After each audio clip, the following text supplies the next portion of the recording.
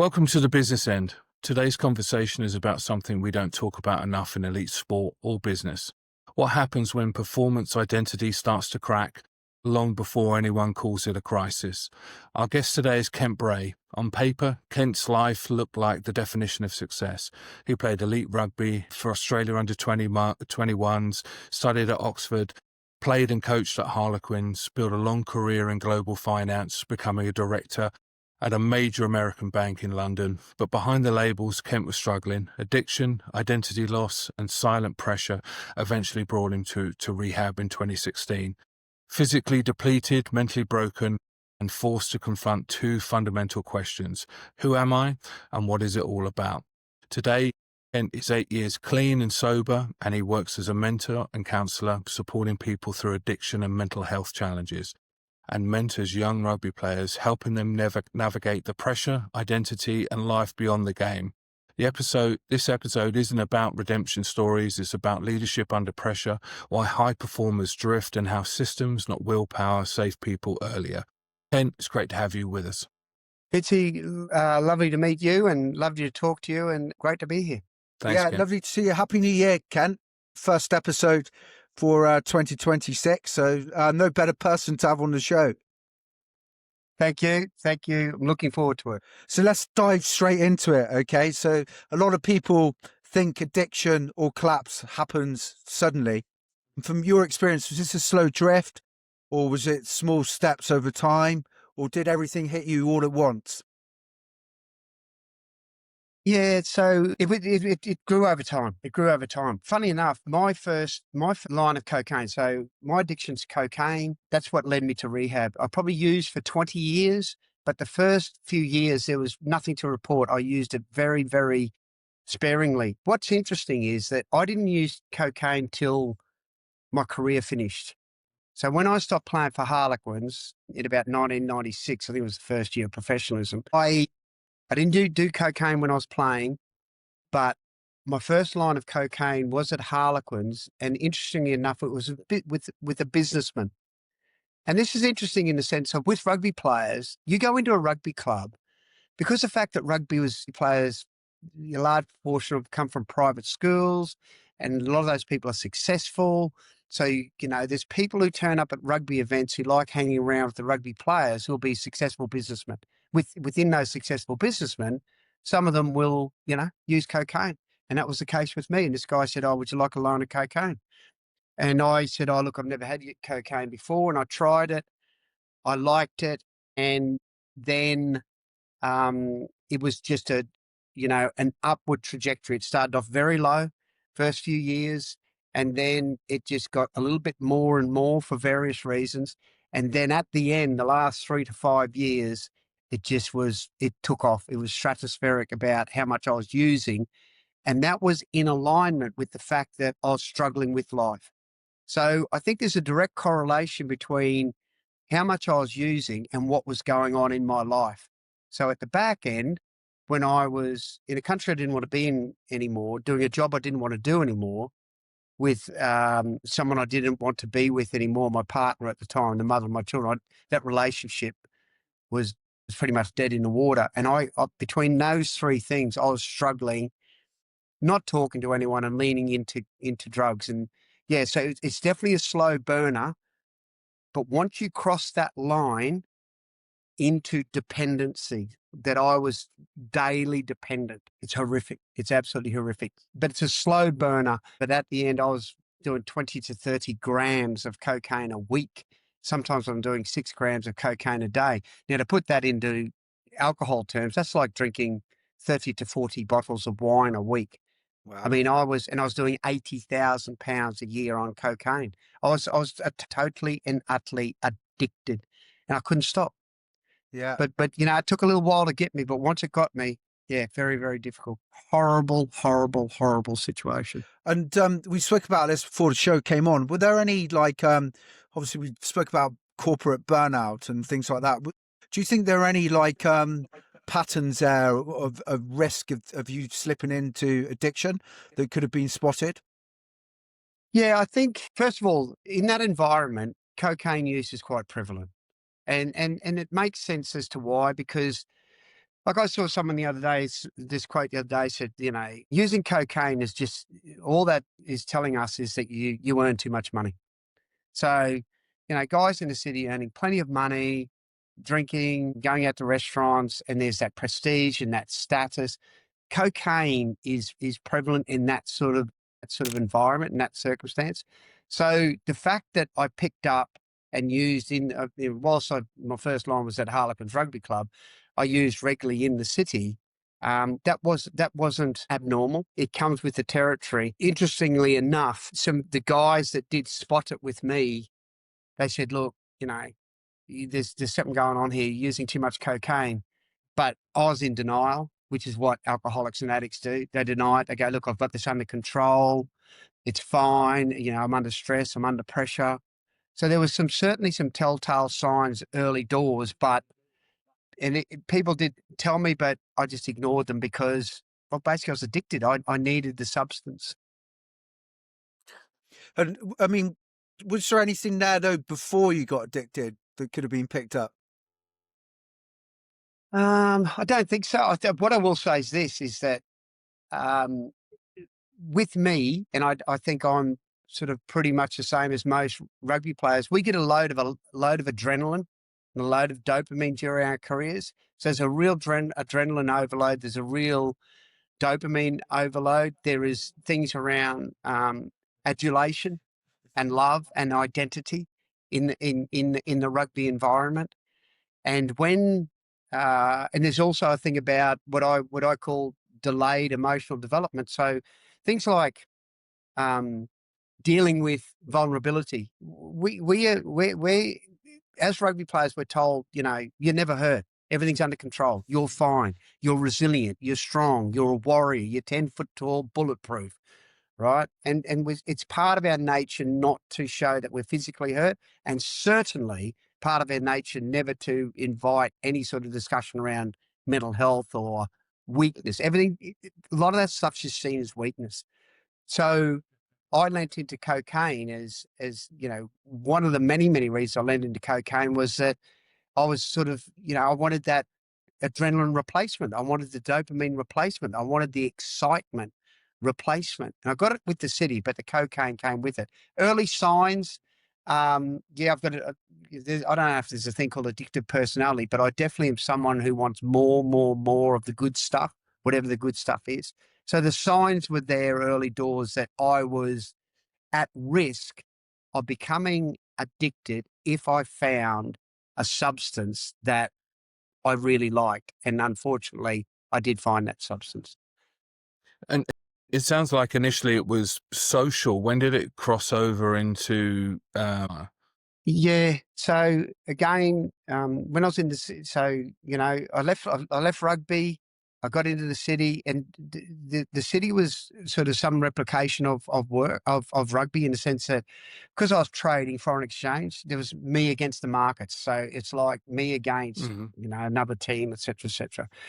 And there was a scoreboard. The scoreboard was the P&L. So a lot of stuff got replicated. So I was sort of, a lot of the stuff I learnt about myself in rugby, I transferred to the workplace, and it was social. The Coke was social in the city. And then when I had a feeling I started to get real strong feelings of guilt, shame, remorse, Mhm. embarrassment. Shame was a shocker. And I thought to myself, I've got to be phenomenally secretive here. None of my guys from Harlequins knew. None of my teammates that I ran into socially afterwards. I never represented myself as a drug addict or a person that did drugs. So it was social, but that stopped very quickly in the sense of the young kids.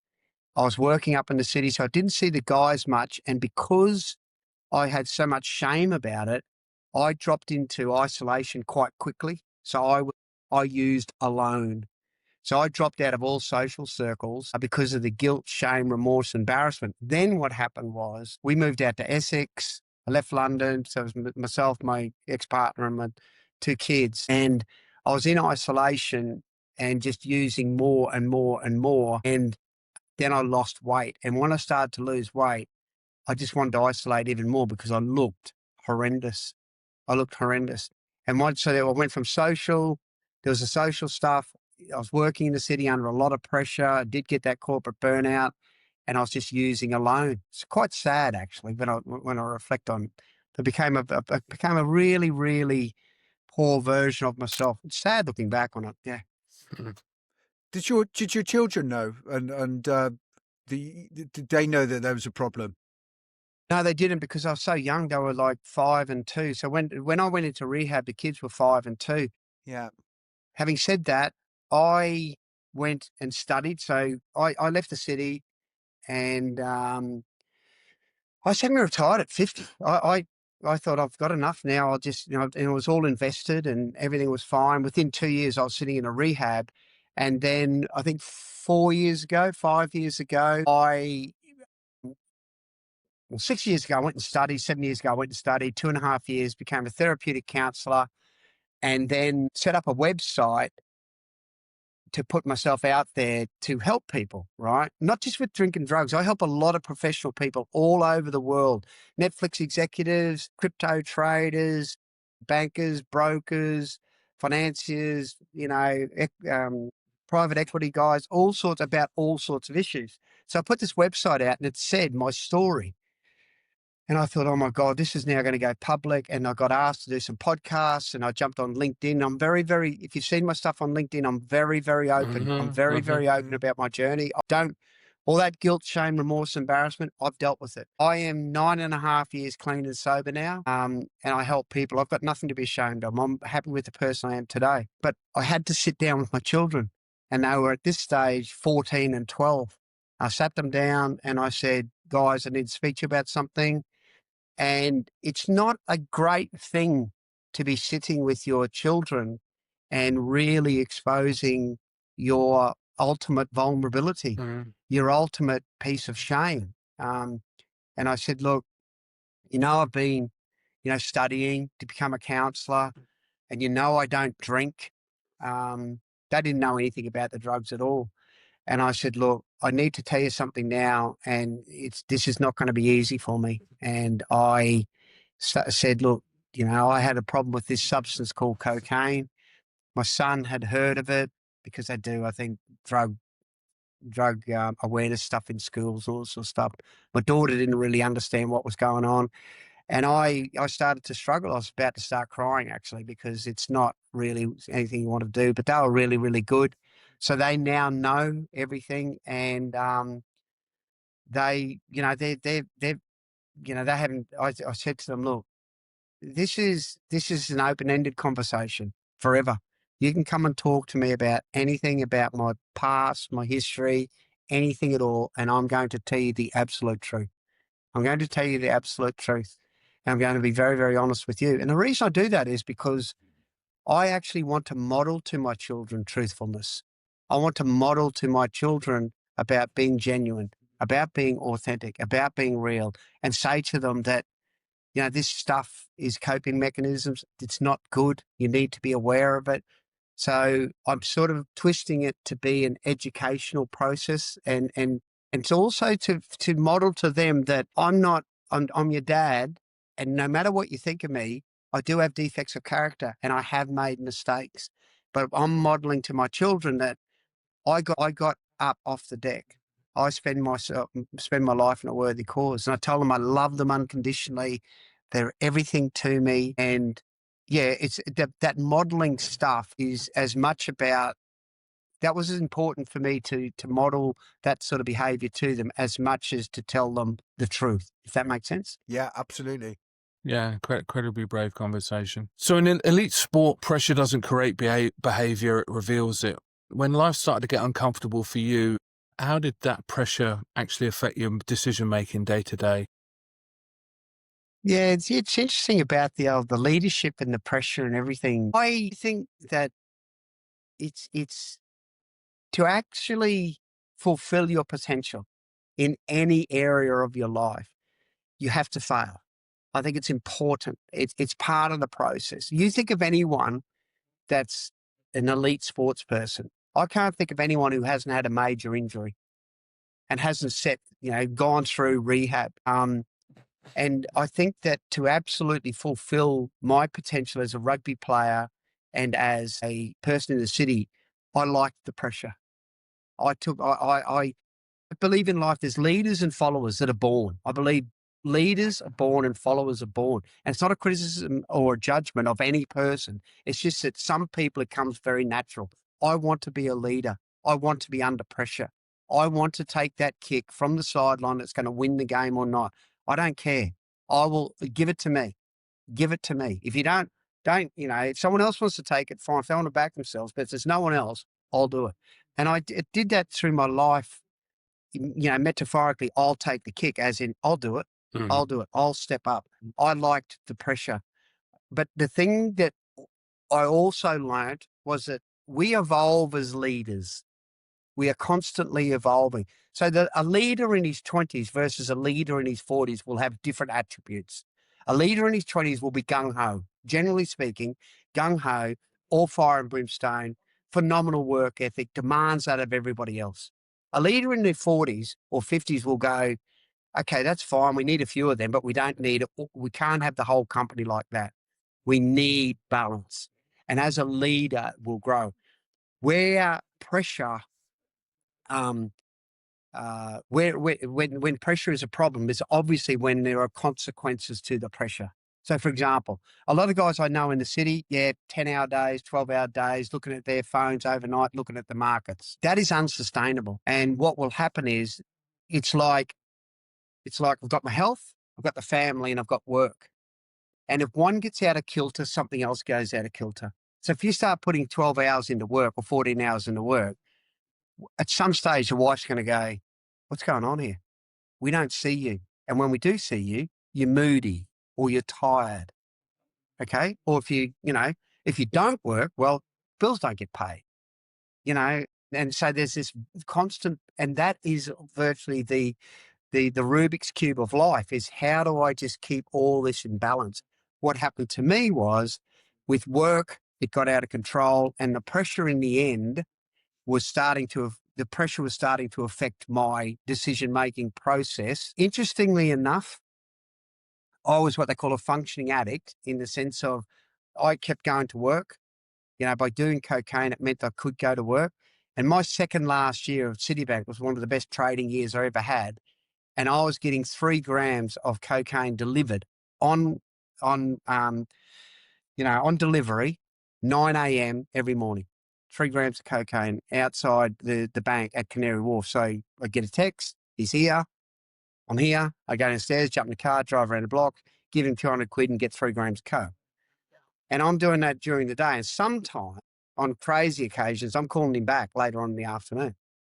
And it was my second last year. So I've answered this question before, and it's really weird in the sense of, in that instance, did I see something in the markets that I wouldn't have seen if I wasn't on coke? I don't think so. I think I just got lucky. But where the decision-making process is completely and utterly broken is that I think it's a good idea to do cocaine in the first place. That decision I'm going to keep doing cocaine because, I need it to work, et cetera, et cetera. So my decision-making process around being a father, being present and available, being a boyfriend to my ex, my decision-making process there was shredded. I was a poor version of myself. I think, the risk that professional people run and professional athletes run is that when the pressure gets too great, what's your coping mechanism? And that's where you have to be very, very careful. Mental health comes into play. Some people have breakdowns. Some people lean into alcohol. Some people lean into drugs. Some people can get quite angry, moody, et cetera, et cetera. Pressure can make people extremely unpredictable. Mm. And you spoke there about having the balance you sort of touched upon. Obviously, you were having success in your business life, but how did your increased use of cocaine affect the other balance in your life, your kids, your family? How did that manifest?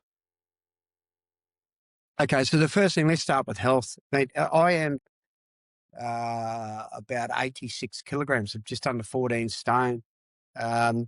When I went into rehab, I before I started the weight loss, I was about 90 kgs and just over 14 stone, 14 and a half stone.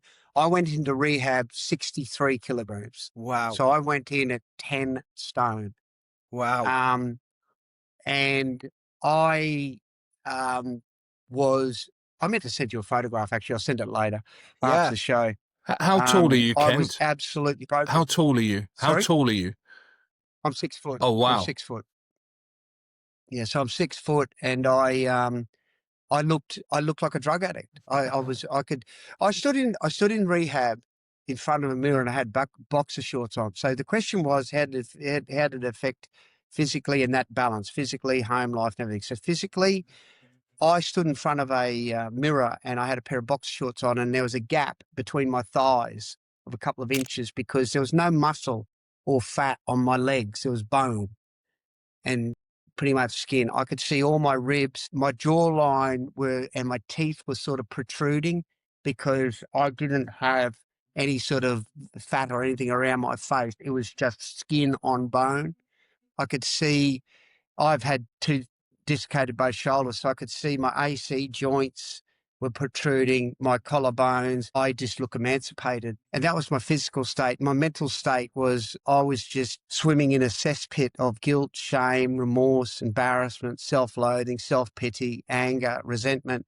My 4th day into rehab, I went to my room and I sat on a bed and I just sobbed. I sobbed and sobbed and sobbed uncontrollably because I'd used cocaine the night before I went into rehab. And then, of course, 4 days in, I'm starting to come off the coke, and the reality is hitting me like a freight train. And I just sobbed for the person that I'd lost, the person that I was. I sobbed for the person that I was previously, and I sobbed for the person that I was that day. And what was scared, I was fearful because I thought I'm going to die here. You know, if I don't, 4 days in, it became very, very apparent very, very quickly that I was in the fight of my life. And if I didn't get it sorted out, I was going to die. And just to finish that story off, I did 6 weeks of rehab and I threw everything in it, threw everything at it. And that's me. Like education, I left school and did a law degree. I'm a qualified lawyer in Australia, and then I got a scholarship to Oxford University, played for Australia under-21s, Queensland, New South Wales, you know, Oxford Blue, Harlequins Player of the Year 1 year, et cetera, et cetera. Then I'm up in the city. I'm a director of a bank. I'm a foreign exchange trader. Whatever I do, I throw absolutely everything into it. So when I did that 6 weeks, I really was doing my best. And I left that rehab and I went back to the house and I had an argument with disagreement, whatever you want to call it, with my ex. And she said, get out of the house. This was 8 days after rehab. And I said, please don't kick me out of this house. Please don't kick me out of this house because I knew I wasn't strong enough. And anyway, I left, jumped in the car, went into a hotel room, and I was in a hotel room in Southend for 3 weeks. And I was just doing industrial amounts of cocaine. It's hardly eating anything. And then one night I was laying on a bed, 3:22 a.m. on the clock on the TV, and I just had what we call in recovery a spiritual awakening. I'm not a religious person. It was just an aha moment, a moment of clarity, a light bulb moment, whatever you want to call it. I sat there and my whole life just passed before my eyes, and I thought, this is it. This is it. This is it. This is it right now. I haven't got 8 choices here. I've only got 2. One is to go back to full-time using, and I'm going to die. I'm going to have a heart attack. My heart was under so much pressure at times. I could hear my heart beating against my chest plate at times. And I thought, you know, I'm going to die, or I could get into recovery and give recovery a go, just like I gave law degree a go, the rugby a go, the foreign exchange a go. Approach recovery just like I'd approached all those other things. And that's what I did. And as I said, the 17th of June 2016 was the last time I did a line of cocaine. 18th of June 2016 was my first clean day. And since the 17th of June, since that day, I haven't picked up one line of cocaine or had one sip of alcohol. I drink 0% beers. I don't drink any alcohol, and I haven't picked it up. So physically, that's where it took me. That was the switch. Mentally, I was absolutely broken. I was in pieces. I was in a million pieces physically and mentally.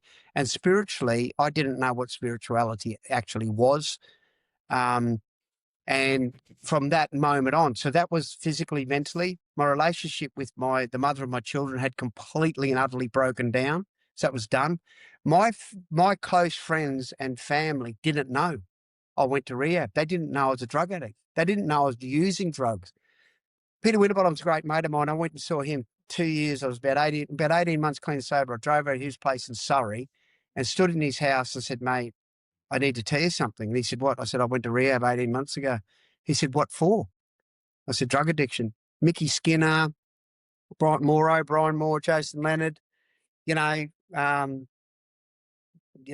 Will Carling, Simon Halliday, David Pearce. None of them knew. None of them knew.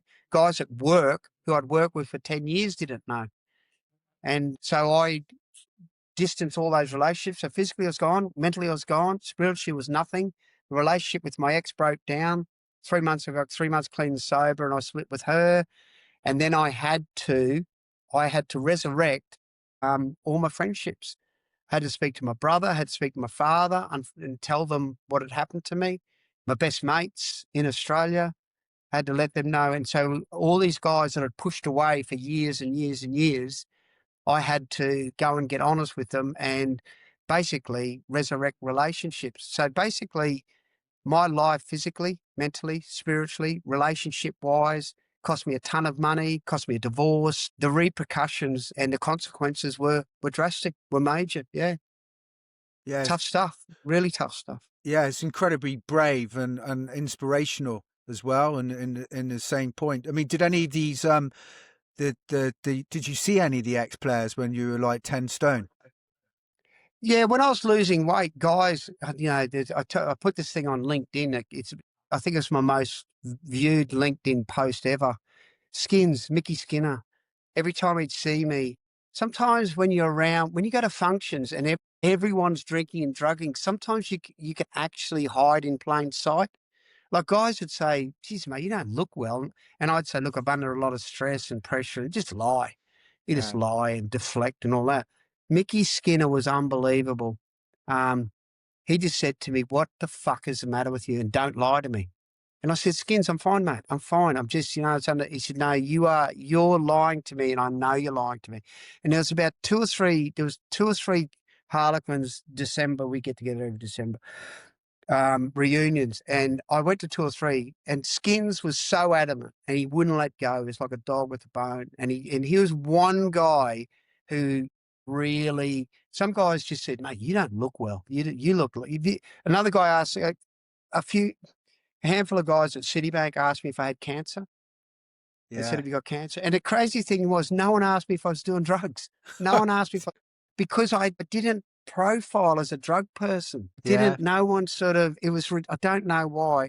Anyway, Skins, in the end, I'd stopped going to those Harlequins things. I just stopped going because I was too embarrassed about me, how I looked. I thought I can't be answering all these questions but no one asked me about drugs, but they said, you okay? You okay? And I just lie. And then everyone's on the drink, right? 6 or 7 beers in, like, fucking hell, doesn't matter what you look like. Fucking Osama bin Laden could walk through the door and go, hey, fucking hell, mate, where you going? What's going on? You know what I mean? Like, he probably did have a beer, anyway, I ran into Wince. When I spoke to Wince, he invited me to a function one night up in London and I was sitting there drinking zeros and Skins was there. And I said, mate, you got a quick sec?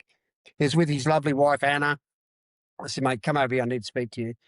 I said, mate, I owe you a massive apology. And he said, what? I said, mate, when you were, asking me about, you wouldn't let go. You said I was lying to you about, how I looked and everything. I said, I was. I said, mate, I'm so sorry. I said, it upsets me because you were reaching out. And this is what happens with fucking drug addicts and alcoholics. Even if you get rumbled, doesn't mean you're gonna stop using. And then I said to him, mate, I'm so sorry because all you were doing was trying to reach out to me. And I said, mate, I went to rehab. I'm clean and sober. I'm 18 months clean and sober. That's why I'm drinking the zeros. Mate, Skins just gave me a massive hug. Yeah. He just gave me a massive hug. told me he loved me, and I told that I love you, bro. I love you. you know, Yeah. slap on the ass, quick grope, kiss, and all that sort of stuff. No. We just sort of, but yeah, it was, and the other thing about what has been absolutely amazing, like really moving. Not one person's judged me. If they have judged me, they haven't let me know.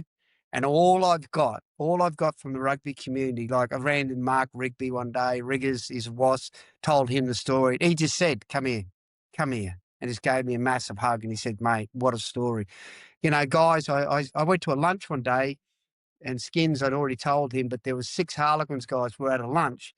And I said, guys, listen, just get your heads here in the table. I said, just put your heads in here. I've got to tell you something. And I told them, and to a man, all they just did was, KB, mate, we're just so happy you're alive. We're just so happy. And I said, like, fucking guys, trust me on this. When you sit there and you're with rugby guys and you're sitting there going, I was a drug addict.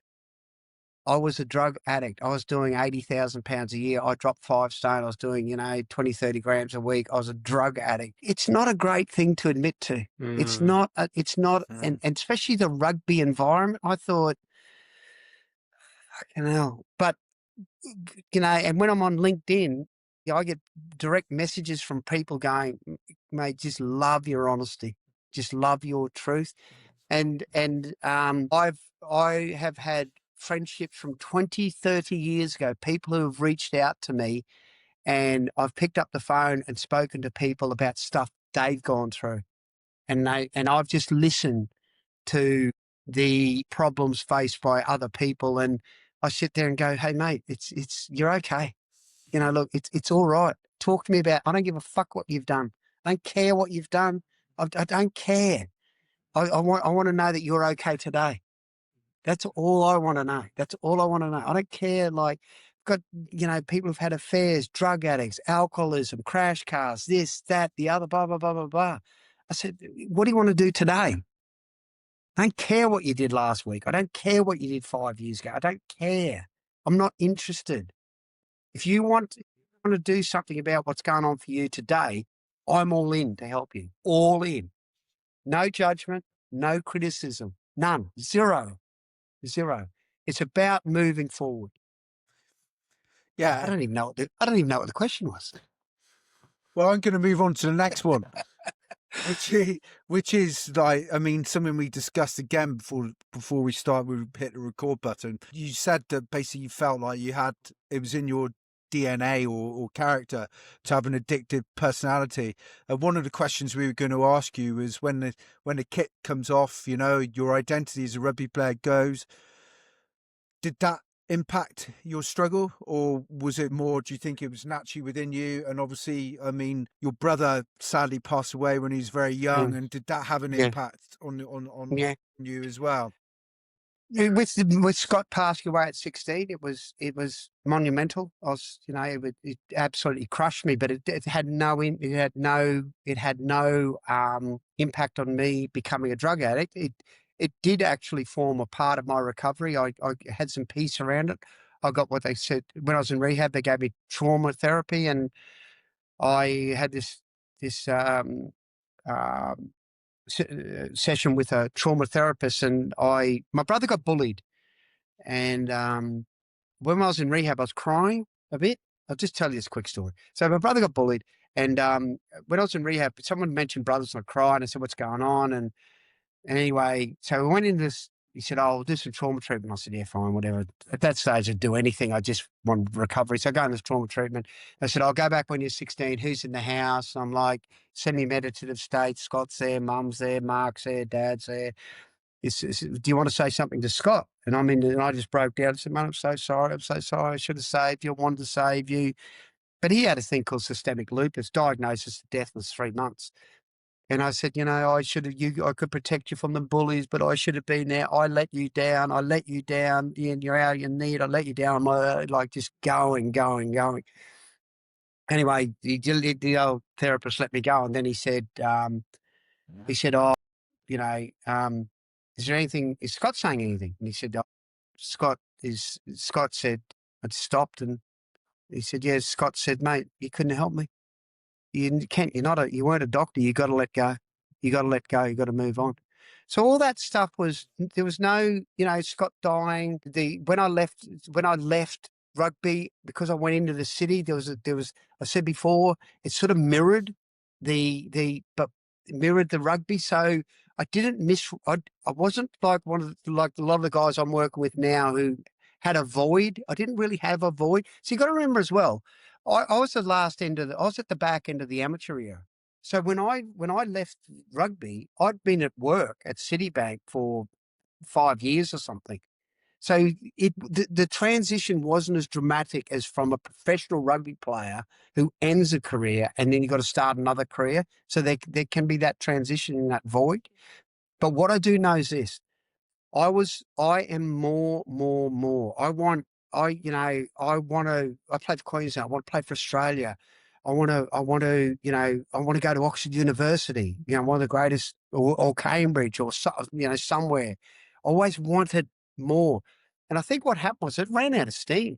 I think I got into my 40s and just everything was just, I got to a point where I had everything and I had nothing. It was really weird. I did what society told me to do. Go and get a law degree. Well, go and get a degree, earn money, buy houses, buy property, have money, you'll be happy. And I said, if that's true, what the fuck am I sitting in a rehab crying my eyes out? Mm. Like, what's happened here? And I think what happened is that quest for prestige, status, wanting to play for Australia, wanting to do this, wanting more money, wanting more property, more. I think I just ran out of steam and I'm leaning into my coping mechanism of cocaine, and then that's not working. And I think at that stage, I realized I'm in a ton of trouble now because I've got no rugby, no career, the cocaine's not working, and I'm stuck with me. And I'm a 10 stone, raging, ravenous cokehead filled with guilt, shame, remorse, embarrassment, self-loathing, self-pity, anger, and resentment. I'm in a world of hurt here. So I reckon I went through at 40 what a lot of guys, professional rugby players, go through in their early 30s. Mm. It stopped at me in my 40s. It all stopped. Rugby, no. I left the city at 50. The rugby's gone, the city's gone, the study's gone. Didn't have a fucking clue who I was. Mm. I didn't have a clue who I was. All the identities had been shredded. Actually, that's not true. I knew exactly what I was. I was a drug addict. I was a garden variety generic drug addict. That's it. End of. Horrendous. Some fall when I think about it. Mm.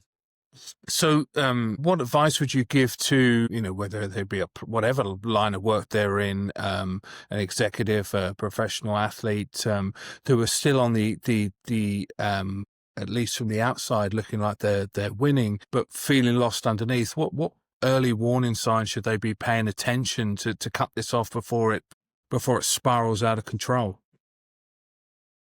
Yeah, I think the first telltale signs are in our emotions, like in the sense of, I think when we get, you work too hard, you get tired, you get moody.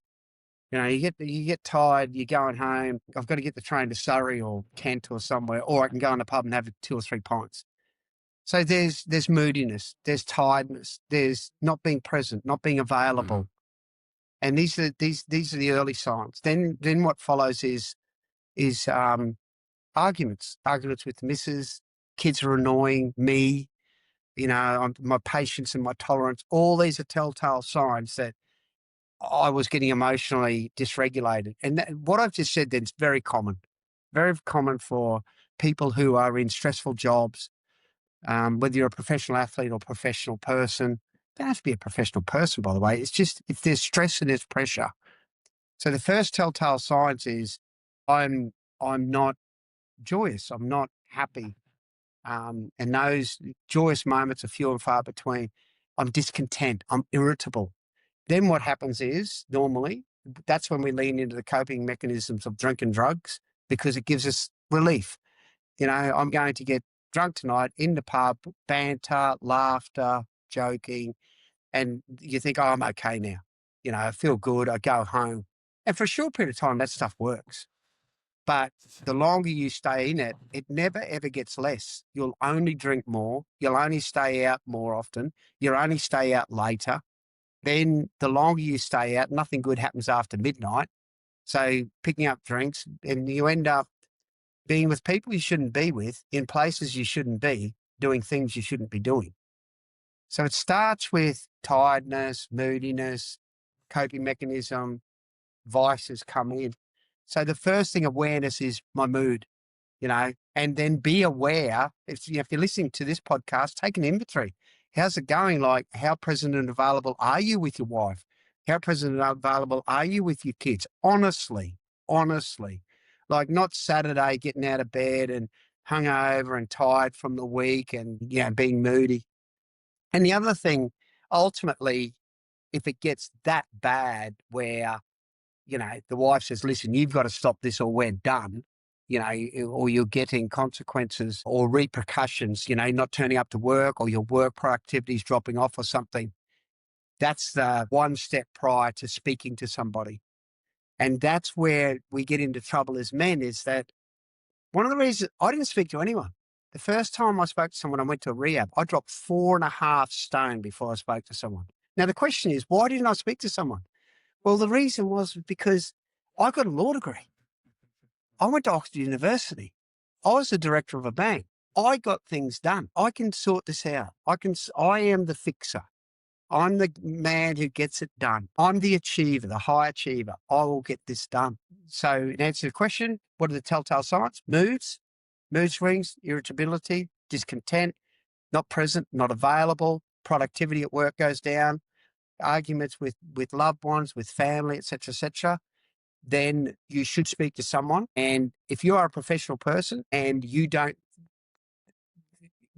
want to talk to someone, or you don't know who to talk to, as I said to you before the podcast started, I don't want to speak to Dad because I don't want to let Dad down. He'll think that, it's some sort of reflection of his parenting. What are you doing drugs for?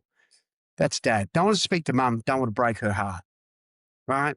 Mates, they're there for a bit, but they don't really understand. So now we're starting to run out of people to talk to. I'm filling a gap, I believe, that's in the gap in the market, if you want to call it that, is that people can go along to a counsellor. Go and find a counsellor who's done 20 or 30 grams of coke a week, earned $1 million bonuses, played at Twickenham numerous times, etc., and has overcome it all just for today, right, and can relate and identify. That's where I reach out to ex-professional rugby players and ex-professional people to say, I've been there. Whatever emotion, whatever circumstance you're going through, I can relate and identify. Then I layer on 2.5 years of study and now 3 or 4 years of, professional work. I want to be that guy. Reach out to me. If you're a professional person struggling, you're a professional rugby player struggling, or an ex-professional rugby player, and you don't know who to talk to, reach out to me. So, quick question. I mean, after this, we'll move on to section 6, because you've actually covered pretty much everything in the first 5 questions. What do you think led to your addiction? Was it your personality? Was it the pressure of work? Or was it your life breaking down? Or was your life breaking down a consequence of the addiction? I mean, what do you think? Is there any lesson there for business? Yeah, I think the lesson there for business is that if you're a successful businessman, you're going to have ego, you're going to have pride, and there's prestige and status that comes with it.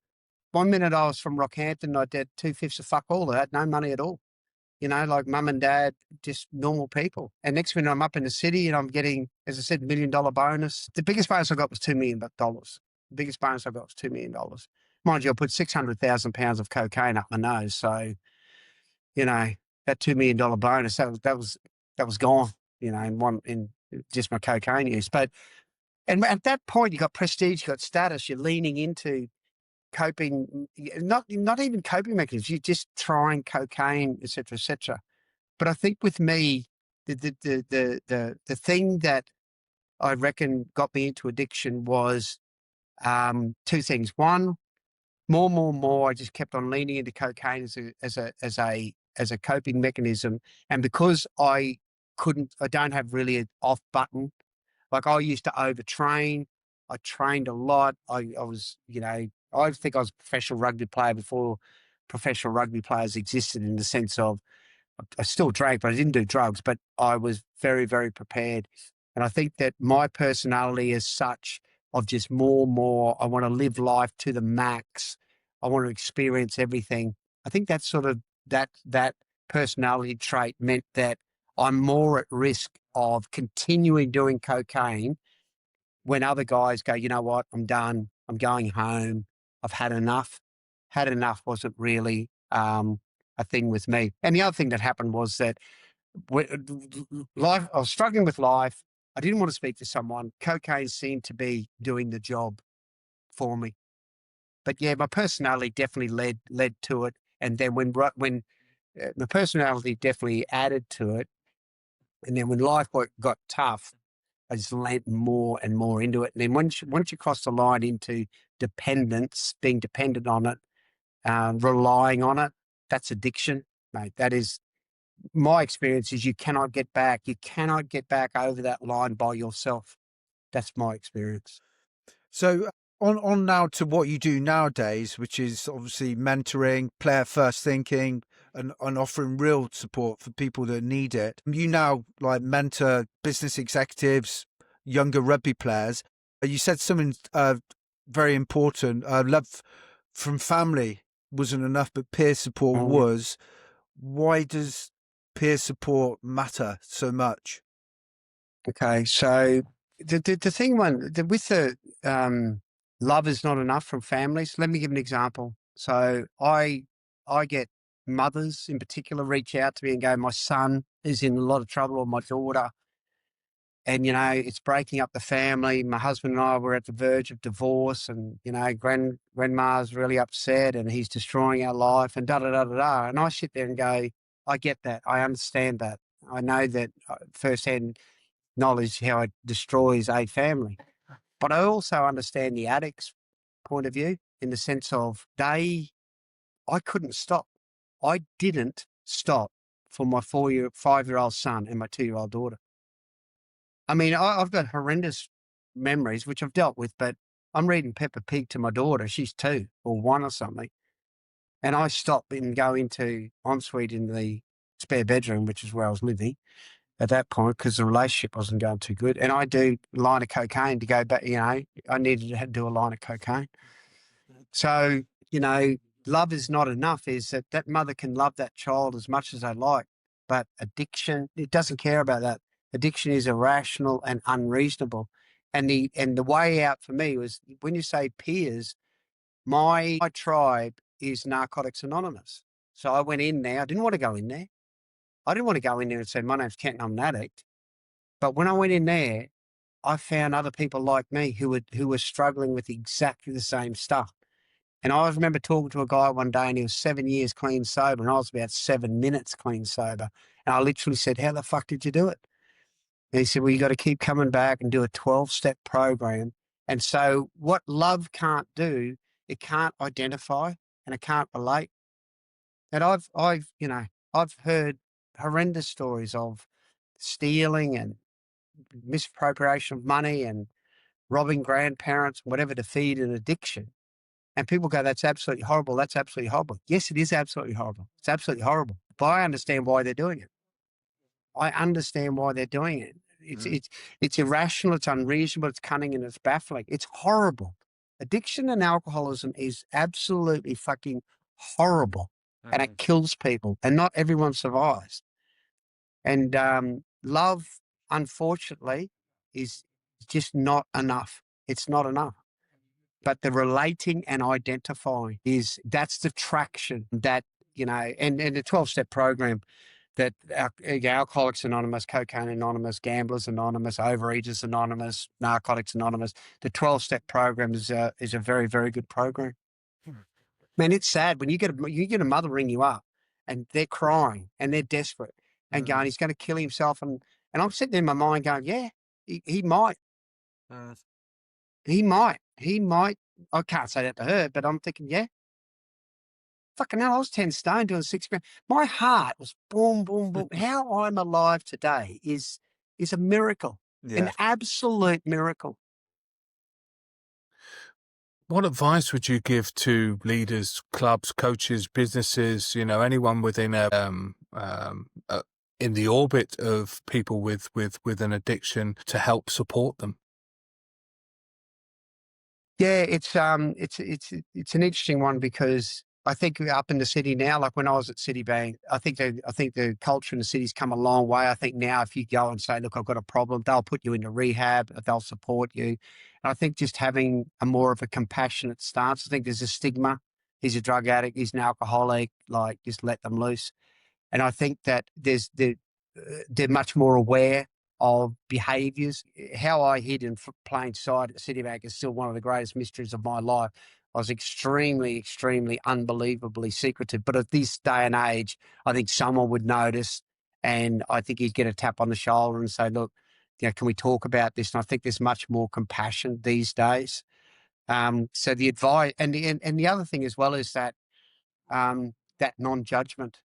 To try to exercise non-judgment and get one of the things that I hope comes out of, look, I come on these podcasts for one reason, and that is to get clients. And when I say to get clients, not from a monetary point of view, to help people. I want people to become aware that there's a guy here that's been there, right? That you can ring up and you can tell me anything and I don't care, right?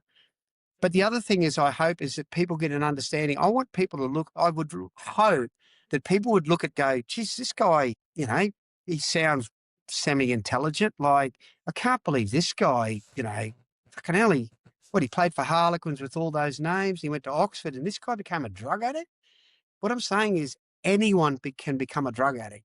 It doesn't, drug addiction and alcoholism does not discriminate. You two tell me that you don't know someone who's an alcoholic. Mm. Come on. We all know someone who's Yeah. an alcoholic. We all know someone or who knows someone. And the chances are you probably know someone who's a drug addict who's not telling you. What I'm trying to sort of take the stigma away, educate people about this concept of drug addiction. And also, most importantly, above everything else, if someone's watching this, I want them to look at me and go, you can recover. This guy's recovered one day at a time. I can get out of this hole that I'm in. That's what I want. You can. I'm telling you, you can recover, because if I can recover, anyone can recover. I was fucked, broken into a million pieces. You can recover. So how, when you're broken into a million pieces and on the bones of your ass, basically, what's the first step to, apart from admitting you got a problem, what's the first proactive step that you take to recover and bounce back? Yeah. First thing is acceptance. So it goes like this. It goes aware. So first thing is awareness. So it goes like this. So you go awareness. You go like, I go doing a lot of drugs here. This is not too good. So that's the awareness, right? The acceptance is I'm addicted. And what's addiction? Addiction is you can't stay stopped. Okay. So I could stop for 2 or 3 days, but I couldn't stay stopped. I had to go back. That's addiction.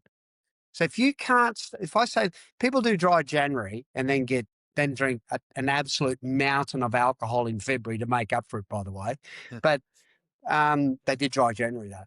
But if you can't say, so if you're out there going, I don't know if I don't know if I'm an alcoholic, I go, okay, well, don't have a drink for 2 weeks, all right, and then see how much you drink afterwards. So the first thing is, so go awareness.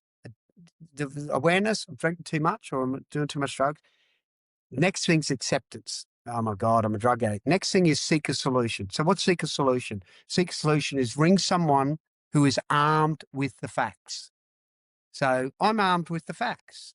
Why? Because I've been through it and I've also studied it. So you speak to a counselor, go to a rehab, go to one of the fellowships. Absolutely. Walk in, get brave, get courageous. If you want to be a better golfer, go and speak to a golf pro. If you want to know about cars, go and speak to a mechanic. If you want to know about alcoholism, go to AA and alcoholism and recovery. So, and then the last thing is, so that's seek a solution. The last thing is the hardest part, and this is the hurdle. This is the hurdle that most people hit into action. You've got to, put your big boy pants on and do something. So I went to rehab, and rehab is discovery. I discovered I was fucked by drugs. My recovery happened in the rooms of Narcotics Anonymous, particularly. I go to AA a bit, go to CA a bit, but Narcotics Anonymous, they're my tribe. I can relate and identify them. Plus I had the therapy. My therapist, after a year, said, "Look, I think we're done." And I said, "No, I love this. This is fantastic." And he's going, "No, mate, mate, you got to go. You got to go. You got to go."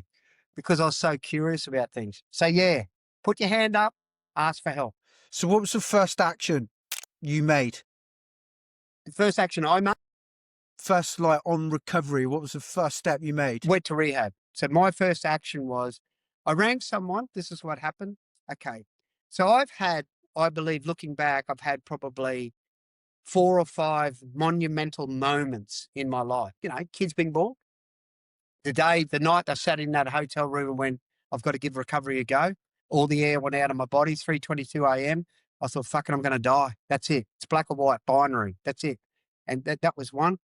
And another one I had, we call them God moments. I was driving along in a car and I was doing, I'm fucking high as a kite and doing a load of cocaine. And I thought I was ringing the Priory. So I was going to book into a rehab. So I thought I've got to book into a rehab. And I rang up, and this lady, it was a helpline. It wasn't the Priory. And this lady said, "Oh, well done picking up the phone, and how much cocaine you're doing and that."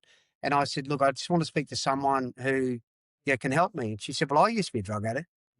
As I said, "How much did you do a day?" She said, "Oh, 2-3 grams a day." And I said, "When's the last time you did cocaine?" She said, 3 years ago. And I was like completely blindsided because I didn't know you could recover. I'd never met anyone you could recover. So from that point, that phone call, my next thing was action. I rang a rehab and I went into rehab, and that's when my journey started. And the relapse afterwards, I just think was part of my journey. I reckon I relapsed because I just wasn't ready. I needed to do more work. Can I just tell you another quick story just quickly? Yeah. Because there's just on rugby and whatever. I've told the story a million times. The guy, I'll get embarrassed because I'm telling you again, Troy Coker, won a World Cup for Australia, 1991. Great mate of mine, close mates. 2015, he came over with a load of guys, Dirk Hansen, Frankie Austin. We were watching the Rugby World Cup, 2015. It was in England. And they saw me and couldn't believe it. They were going, "What the fuck is going on with you?" Anyway, Troy's 6'6", probably played at about 110 kgs, maybe a bit more, don't know. And Troy was old school. Like he was pretty, he let his fists go a lot and he rucked vigorously. He was old school rugby forward. And, he was, I would say, borderline psychopathic. But anyway, he put his arm around me. We walked through South Cam one night. And he put his arm around me and he said, "Mate, you need professional help." And this is where my journey didn't start in rehab. My journey started that night, because what happened was he said, "Mate, you need professional help. You're fucked." And I thought to myself, fuck you. I thought, fuck you. Known him since I was 19. He's basically calling me out as a drug addict. He said, "You need help," right? And it was the best thing that happened to me, because the next 4 months I did everything I could to stop using cocaine. And I got it down from about 20 to 30 grams a week down to about a gram a day. And then I just had the realization that I couldn't stop. I actually couldn't stop. And I needed to actually see professional people, as Troy said, and I went to rehab. But if you said to me, who was the person that got through to you? Who was it? It's a rugby player. Okay, now the question is, why a rugby player? Because I'll tell you something right now. We go to places in our souls as rugby players for the guys beside us. We go to places as a rugby player. You'll go to a place that you'll never get remotely close to in the financial world. or the business world because it's a core. You wear the same colors. It doesn't matter what your religion is. It doesn't matter how old you are. It doesn't matter the color of your skin. What you're saying is, I'm going to give absolutely everything of my soul and you can depend on me. And I don't think it's any surprise that a rugby player got to the center of my problem and I listened to someone. I don't think anyone in the business world, I don't think would never, ever, ever, ever have got there. I think it had to be a rugby player because of the place that us three have been in. We've been there. Bloody hell, Fitzy, like, mate, front row, you guys, front rowers and flankers, where they go is beyond my comprehension, right? It's beyond and I've spoken to, Leonard, Jason Leonard and Wentz and fucking all these guys, but you guys have a brotherhood, especially in the front row, and flankers have I'm diving on hand grenades all day long for you blokes. That's what flankers do. Don't worry, I'm going to put my body. That's why the Lewis Moody thing is it's like heartbreaking. And we go to places that you'll never ever replicate ever again in your life. Children being born is beautiful. It's beautiful, right? And I just think it's quite interesting that the guy that a message finally, a little piece of light got into my brain came from a rugby player. It's the trust, the bond, basically. Yeah. Yeah. But isn't it funny? My first reaction was, fuck you, I'm going to prove you wrong. Yeah. Because that's what it's like. It's like that combative, what'd you say? No way, it's almost like saying, someone says to you as a rugby player, man, I don't think you're tough enough. What'd you say? What'd you say to me? Very true. Yeah. It's leadership, it got me, but what it did was, it got me in fight mode to beat cocaine. But then I got the realization, no, I can't beat it. And that's when I went to rehab. My whole life, the journey started, and here I am today. Yeah. It's crazy old journey, man. Crazy old journey. So, nowadays, obviously you're at peace with yourself and what you see. I mean, the mirrors you said to us earlier, what daily behaviors, when no one's there, protect your credibility now? My daily behaviors are all around spirituality. So what spirituality is, be a good person. Just be I know this sounds trite or a bit woo-woo, but today I understand a lot more about ego and pride, and I push that aside and invite humility into my life, being more humble, being more understanding of other people's plight, being more caring, compassionate. I'm not an arrogant person. I've never been an arrogant person. It's always been a caring side of me.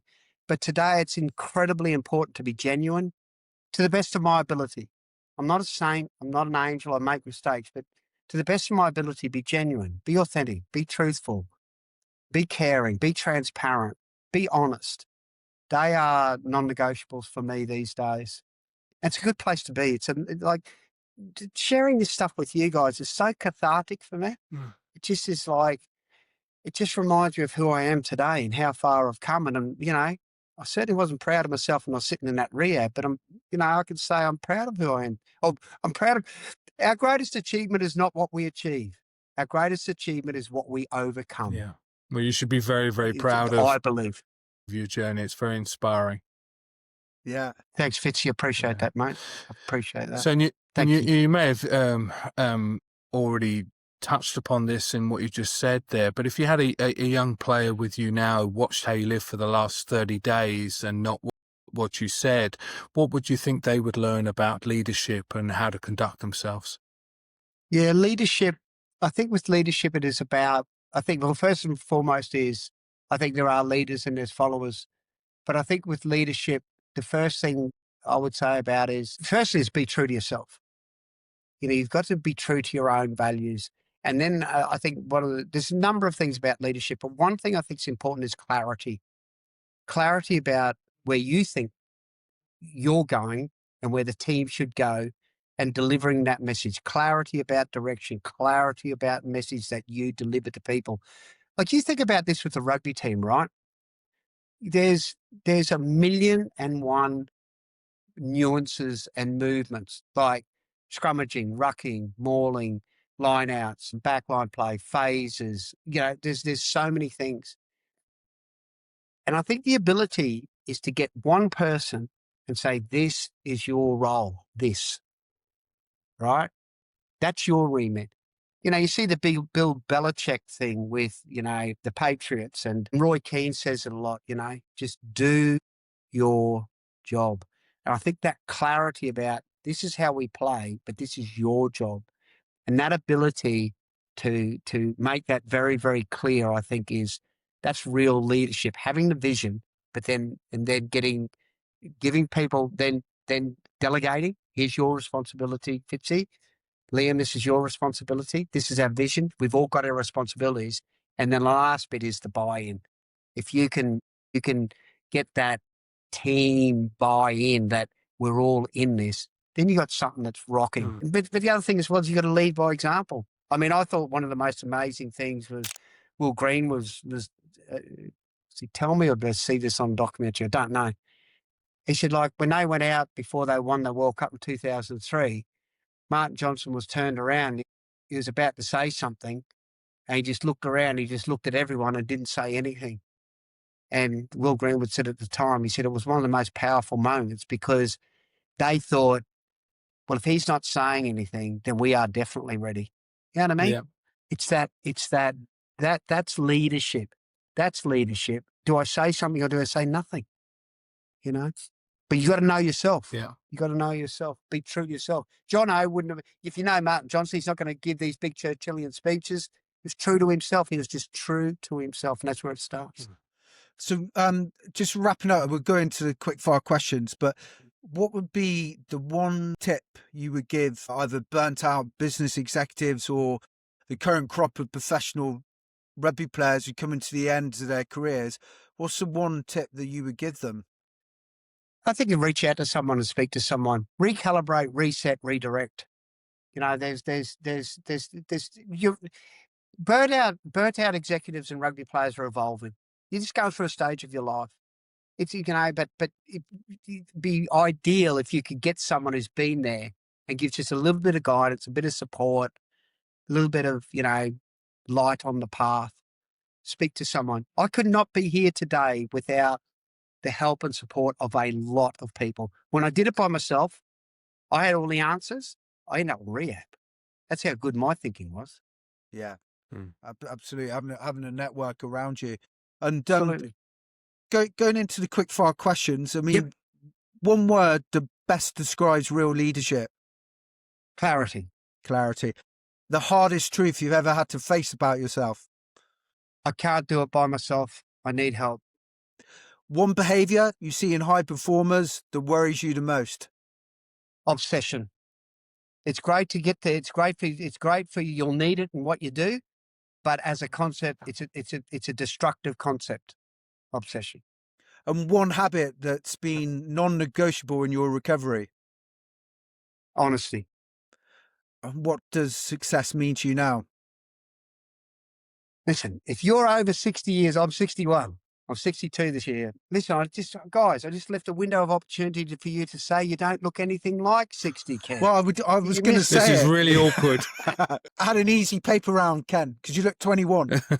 That's it. So the definition of success at 61 years old is waking up. The connection, the truth is, I've got mates, they're gone. I've got family, friends, mates. So the first thing is success is health, having my health. If I've got my health, history tells me if I've got my health, I can sort everything else out. I can manage everything else. So today, I just want my health to continue.